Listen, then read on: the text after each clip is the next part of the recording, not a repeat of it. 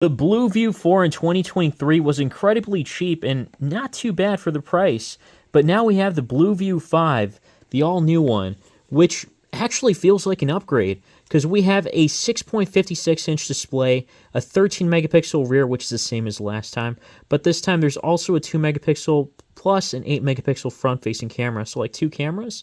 That's interesting. Or wait, no, never mind, that's probably the two rear cameras, and then one front-facing camera.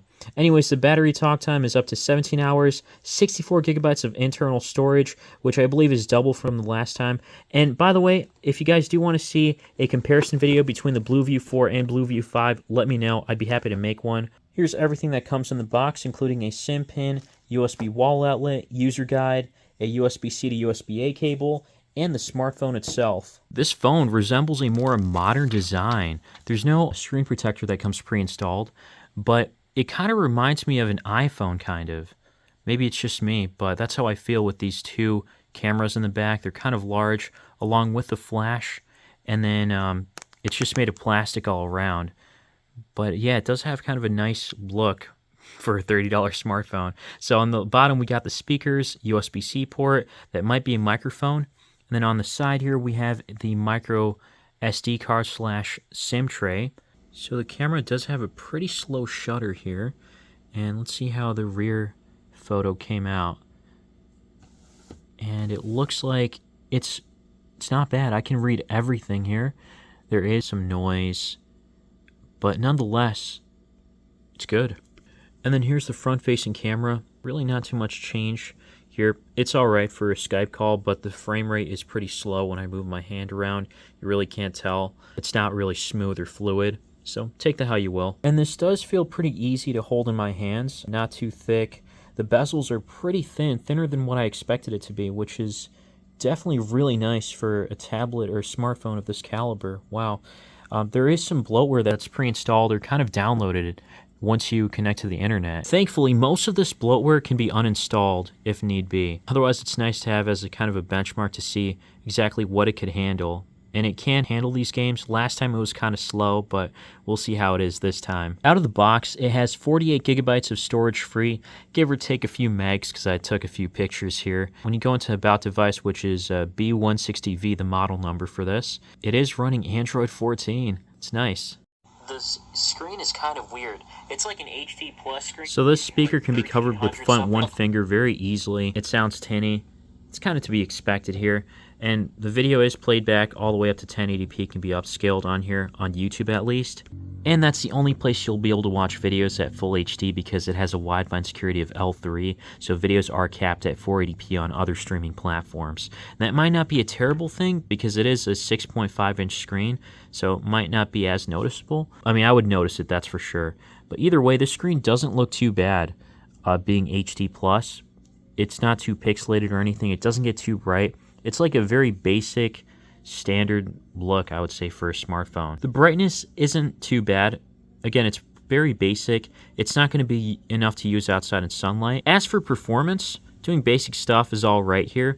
It's not completely smooth, just doing basic things like browsing the web and stuff. I do notice that the frame rate does feel just a little off at times, but it's still usable nonetheless. Actually, it's smoother than the previous gen, so it's definitely an upgrade, that's for sure. And it's not really a deal breaker, like it's too slow or anything. I haven't really noticed too many freezes here and there, so that's definitely a good sign. And I spoke too soon. The UI itself just crashed, just because there was an ad that showed up on CPU-Z. And then I think I got confused. I was like holding onto the power button a few times, and eventually like locked and unlocked, so it was weird though. Anyways, we have the CPU as a MT6761V CAB. It's still an ARM Cortex-A53 basically, but GPU is a Power VR Rogue GE8300. Pretty low-end specs here, bare bones I would say. Capable for sure, but let's check out a few games here. First game here is Roblox, and not really a great sign to start off with. It was lagging a little bit more when I was zoomed out. The farther I zoom in, or maybe if I go to first-person point of view, it seems to be a little bit smoother now. Just barely playable, I'd say, but that's only if you're going to be playing these like non-heavy like action games on on Roblox, it might be alright. One thing I forgot to mention is things take a lot longer to load than usual on here. And sometimes they might not load at all. Like this game here. Oh, it looks like it is loading. Diablo Immortal right here. Finally, we got here. It's not been optimized, and it probably won't be, to be honest. But I just want to see how far we can push this thing. As expected, it's not playing too well.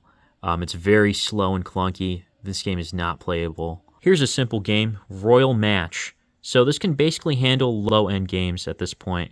Nothing too fancy, nothing too crazy. And that's to be expected, to be honest. What else can I say? For 30 bucks, it gets the job done. It's a very capable device, and certainly an upgrade from last year's model, which is right here. I'm not sure if I'm going to see people go out and get this phone just because it came out over this one if they already have it. I mean, maybe, who knows? It is only 30 bucks right now, or technically under $30 at Walmart's website, which I should have like a link or something down below or around this video here. But also, do you guys want to see a comparison video between the two? I'd be happy to make one. I probably will, actually, since I have it with me. So yeah, be sure to stay tuned for that. And Walmart did also release a better version of this. And before I get to that, really quickly, battery life was all right on here for the little usage I got. It's been on for about an hour, I'd say, and we're at 82%. And it says screen time per Friday was 40 minutes, and then when I switch to Saturday, let's see. Yeah, it still says 40 minutes, oddly enough. It said that just about 30 minutes ago, so it didn't get updated for some reason. But either way, battery life seems to be just okay on here. You can probably get 5 hours or 6 hours of on-screen time at moderate or slightly higher usage, because as you can see, I was playing Diablo Immortal. The screen time was on for like 39 minutes, so it'll probably last a little longer. You can get a whole day out of this. But if you want something even better than this one, then Walmart does have the BLU View 5 Pro, which I'll be checking out. So again, stay tuned for all these videos and more. And as always, guys, thanks for watching.